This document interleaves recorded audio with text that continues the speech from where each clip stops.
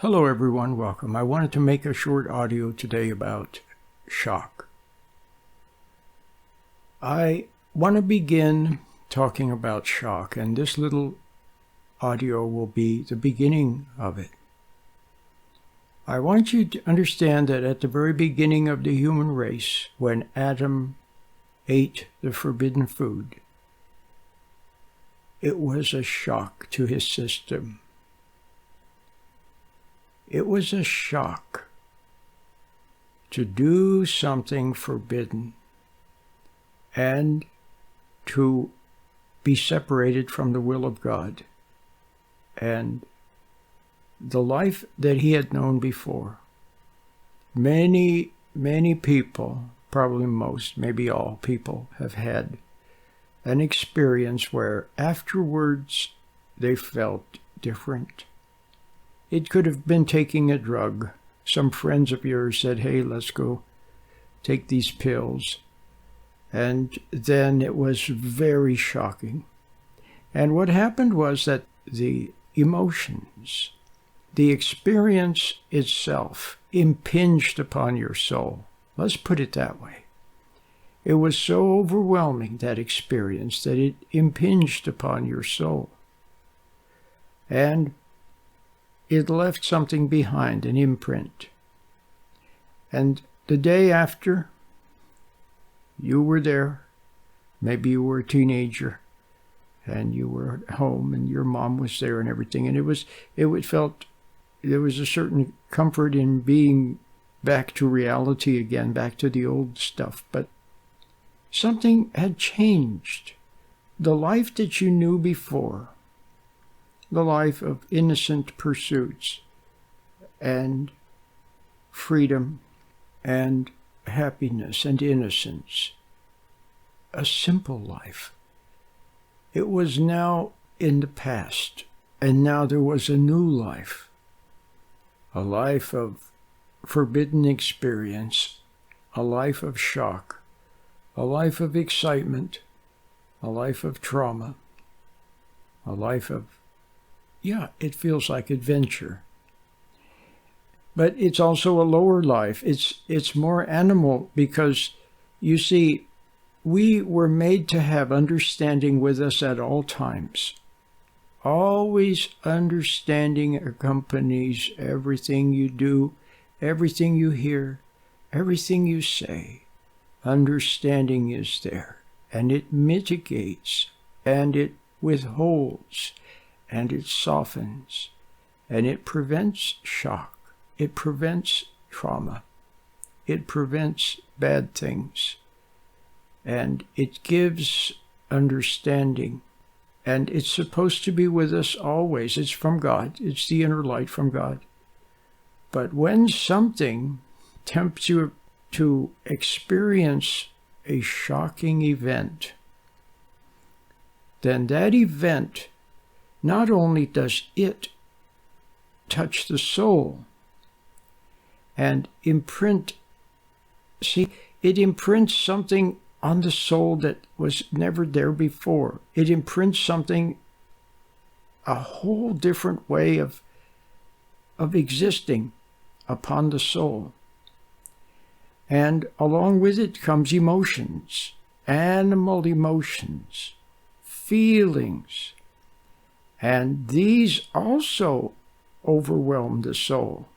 In fact, they rise up and they themselves are a shock. Have you ever experienced some kind of emotion and felt a little weird about it or shocked by it when you were younger? So now you have the imprinting of the soul, you have this new way of life, and you have emotion. And the new life is composed of finding more shocks and more emotions to overwhelm and to fill the emptiness, because the old things are gone and now new things have to be found. The innocent life is in the past, and it falls away, it diminishes, it recedes, and now there's the new animal life. But the new animal life is a one-dimensional life. It's like animals live. They don't have understanding accompanying what they do. And now you are like an animal. experiencing emotions and reacting to things, but without understanding there. But into this is the point I want to make, is that into this, being overwhelmed, being shocked, being overwhelmed by emotion, into this something enters and whispers to your mind. You can perhaps remember, some of you, when you were in the throes of some intense excitement of some sort, something in your mind whispering, do it, do it. Something like that. And what it is it's the dark side, and it enters. It loves emotional shock and intense emotions, because that's how it enters when the person is in an unprotected state, separated from understanding. But also it feeds on those emotions. So there it is, whispering to your mind, go ahead, do it. Nobody will know. Oh, it's so good. Do it, do it. There it is, whispering to your mind. And it is feeding on those emotions. That's right. So you're literally feeding a demon, is what you're doing in that moment. So what do you think these primitive rituals are all about? You see some of these primitive tribes where they what do? They smoke some kind of a drug, or take some kind of a drug, and then they dance around and round and round and get all excited and overwhelmed, and the drug is there and excited. And what have they done? They've separated themselves from understanding. They've entered an unprotected state, and now the spirit of evil enters. It's that simple. All it is a ritualized version of what happens to people when they fall away from God. But I want to leave you with one last point. Lately, I've been listening to some audio, and the point is made again and again about how today, for example, you can have priests who don't believe in evil, or a minister who doesn't believe in Jesus, or doesn't think that Jesus rose from the dead. You can have seemingly nice people who think that doing some awful thing is okay. You have people who don't believe the most fundamental things that apply to the human existence. They're totally, they have no belief. They have no capacity for believing, because they're totally separated from understanding. Do you understand? So now do you understand what shock does? It separates you from understanding. It separates you from the inner light that gives understanding. And then the person is totally bereft. Totally, what's the word I want? Not bereft, but totally devastated. That's the word. Totally devastated. No right beliefs. And they can become like an animal, and capable of doing awful things and saying awful things, and not even realizing what they're saying or doing. So I think now you understand why we need good parents to protect us from shock. And I think you can also see that all of these things, like taking drugs and things, why it's not good. And I think you can also see that if you have, it happens to everyone.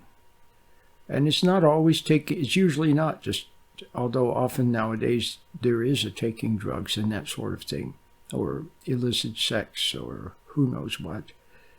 But it's often something like the shock of a parents divorcing, or the shock of seeing something terrible. Now, you even see terrible things in movies, and hearing people say terrible things and doing terrible things. It's such a shock.